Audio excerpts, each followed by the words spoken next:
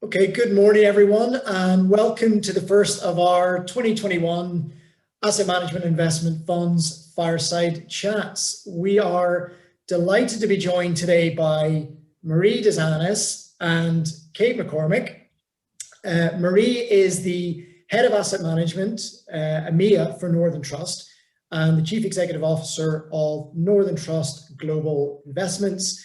Marie, it's an absolute pleasure to have you with us this morning and great to see you again. Thanks for joining us. Thanks for having me, and it's a pleasure to be here. Great. And I also wanted to just say hello again to Kate McCormick. Great for you to join us this morning, Kate, a behavioral analyst and workplace psychologist who is currently leading our people strategy and consulting business with a focus on employee engagement, workplace culture, and people and leadership assessment. Kate, great to see you too. Thanks, Rory. Morning, guys. So I just thought it might be worth mentioning we've designed these particular events so that we can ask our guests the questions, I guess, that everyone in our network really wants to know the answer to. The conversations today, of course, will be moderated and will include some interesting Q&A. And I guess more specifically, we're going to really get into and talk about some of the key themes that we believe all leaders should be thinking about in 2021, not just for growth and success, but also for survival, so that we can create a culture that is more robust and more prepared for the future. So we're going to ask some questions at the various stages as we go through the different themes. And we'll, of course, open these up to Marie to then hear her thoughts. So I will just hand over to Kate now. And Kate, if you'd like to kick things off. Thanks, Rory. So firstly, Marie, obviously you're a massive, very frequent contributor on thought leadership, and you recently wrote a piece about building a sustainable company culture during COVID. So I wanted just to chat to you a little bit about the theme of management, because obviously this is something that everyone is talking about at the moment. And you yourself are very open in saying that you feel another challenge within this pandemic is management and the skills around management. So with that in mind, with so many people being managed and managing remotely, what do you think are the most important things we need to be cognizant of? Thank you, Kate, and thank you, Rory, again. I'm going to answer this through two lenses because you have a broad audience and people that you connect with. I'm going to take the lens of a manager and then potentially the level of the employee, especially if somebody's starting for a new role. Mm-hmm. So a couple of the themes that I would say we have to pay attention to is one, that we manage time differently. How we connect is very different. There's less casual time. There's no opportunity to be leaning back in the chair, kind of half paying attention, stepping away, taking a break. And people are reading into everything. If you connect with somebody and they're just down to business, matter of fact, and they don't have the niceties because you only have 15 minutes with that person, they're thinking, oh my goodness, is there something wrong? The dynamics are completely different. Mm. So for a manager, I would say having more formal and informal scheduled time is something that we have to pay attention to. And what that means is I have that one-on-one business review that I'm having with you, but do you have the opportunity to spend some time with your employees just with no major agenda to have check-ins? As an employee, especially a new employee, finding out communication styles is really important. Those preferences matter. So when employees come and you happen to be sending a lot of emails to your manager to say, hey, look what's going on, or I have a question for you, that manager might be receiving hundreds of emails and you get lost and you become a pain point. So just by simply asking, some of those things can help level set the relationship as we're navigating this new world. Yeah, brilliant. Next thing, if I can add, is create connections. It's difficult to have what I'll call professional intimacy.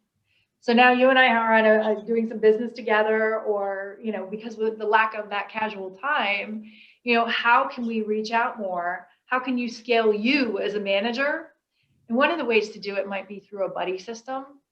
We found that particularly effective, that if you delegate out to your direct reports and to a larger group of managers to call up people who don't normally have cause to be in the day-to-day business and just reach out. Imagine what it's like getting a call from, hey, Kate, haven't heard from you. And, or hi, I know you, but like, tell me a little bit more about what you do. That creates a lot more of connection across your organization.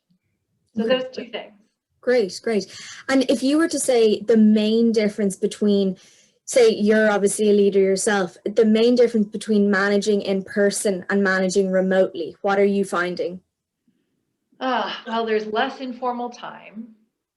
We have to be more skilled and read into body language, more deliberate communications. And you get a little bit savvy about who's paying attention to multitasking. Everybody's been one of those where you're in a meeting and you're not sure, right? But the physical world affords us to have more frequent communications. One of the things I prided myself on as a manager is walking around slowly through an office. And if you look like you have open time, people are more likely to say, hey, let me ask you a question, or hey, have you seen this? So it requires us as managers to do more of a pulse check. So that means, if you get in the head of an employee right now, market volatility, a lot has changed. Firms are having layoffs. So when you say, how are you doing? And they're like, I'm fine, I'm good, everything's great. You really need to kind of get in there and create the space to have a very real exchange to assess how you can help and support the employee. And then from the employee standpoint, being able to socially progress. So here I am, a new employee in an organization. I don't want to try too hard or come on too strong. So having a mentor, having somebody that early days you can ask your manager, who would be a good cultural fluent that I can connect into the organization and help me get level set with everything I need to do. Yeah. And then you're kind of talking there about people's different styles and, there's obviously we all have different ways of kind of communicating. Do you think that the way people cope with being managed remotely is down to leadership style, or how much do you think it might be down to someone's leadership style? Well, I believe management is a calling. I mean, you sweat people. You think about how can I inspire someone? How can I get the best out of someone? How can they deliver their full self here at work and still have that reconcile with what we need to get done? Some interesting trends that we've seen with people with COVID is introverts are doing well because they have a more level playing field. Yes, yeah. And so the contingent of people who are not doing well could be ethnic minorities we've seen, younger people. We have a poor person who's been in their room since last March because they have roommates and they've been working remotely for quite some time. So they can feel isolated, Kate. And so it's the commitment level of the manager. But here's the reality. There's a lot of people who were thrown into this managerial circumstance that weren't prepared for it or didn't have the skill. And so for managers, what I would recommend is, being able to connect with someone like yourself and Rory. You have a tremendous network of leaders with best practices and insights. Lean on them now more than ever. And employees, if you have a manager who hasn't done this before, make it easy for them. Make it easier for them to know what you're doing. Create simple reports of, here's some status updates of some things that are going on. And we really appreciate when you can do that for us, because it makes it a lot easier to have better connectivity with you and in an easy, consumable style. Yeah. Okay. That was actually my next question, was a kind of a few tips around how to do that. And then another question that, I suppose isn't really talked about very often, but I think it's something quite close to your own heart, is when we're all working from home. I'm in my kitchen, you're in your living room, we're working from home. We're not in the office. We're not around our peers. We're not around our teams. We're not in the physical workspace that is our organization. So how can firms kind of inspire loyalty or differentiate themselves from competitors when we're all just in, four walls of our own home? Well, there's a rule of 150. I'm sure you've heard of before, that your culture changes if you have to stand on a chair to see all your employees. Well, guess what? We're in that now because our whole culture and how we communicate with people is different. And so think about that from the aspect of loyalty, connecting the dots on how your contribution as an individual relates to our overall strategy. Mm-hmm. Is my communication and my voice of my team being heard well? And, are we getting the best insights from people? And if people feel that, so you can do engagement surveys. And some of the basic things you can do is like survey monkeys, for example. Medium would be small group lunch and learn. That's a great practice to get two-way dialogue and interaction, with groups. Advanced would be an advisory group, like an exec group for you or an advisory council. And the best piece of advice is get used to feedback. Agility is needed for success in this new level of business, but you can't be agile if you're way too fragile. So you got to take that on and learn how for yourself to get feedback and accept that. Yeah. And that would be, you'll inspire more loyalty if people feel connected and heard. Okay, that's fantastic. And then just something else that kind of keeps coming up for us with different clients and different people we know is around, and you touched on it there, the topic of diversity. So, obviously at the moment, it's very much at the forefront of all of our minds. What would you like to see in terms of diversity within the asset management sector going forward? Yes, well, I'd like to see more diverse slates of candidates. I'd like to see us get creative with bringing on new talent. So the best firms bring in people, even sometimes from other industries, right, to bring them in. And we've all seen the benefits of outperformance of firms with better diversity.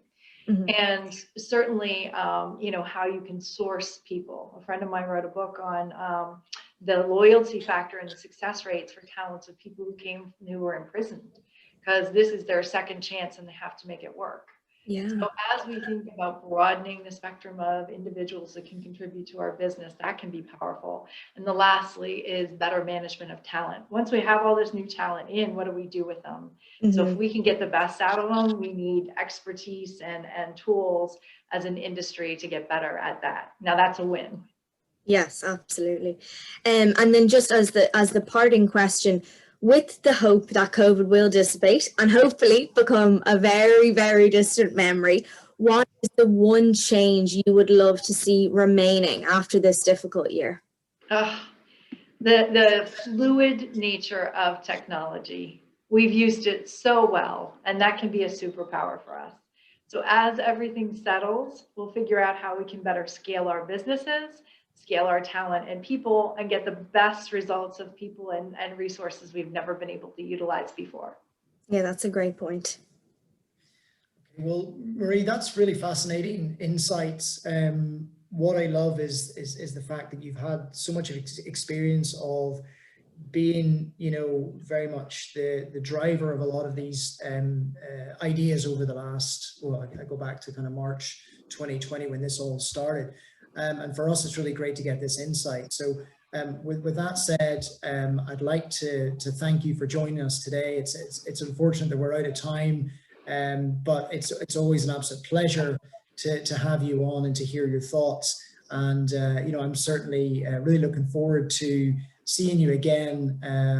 Hopefully, I guess in person would be nice, but maybe perhaps as early as the summer, but yeah, exactly. Fingers crossed. We'll certainly see if things progress as we hope. And as always, thanks, Kate, for helping to moderate and provide some questions for Marie. And we'll look forward to seeing everybody again very soon.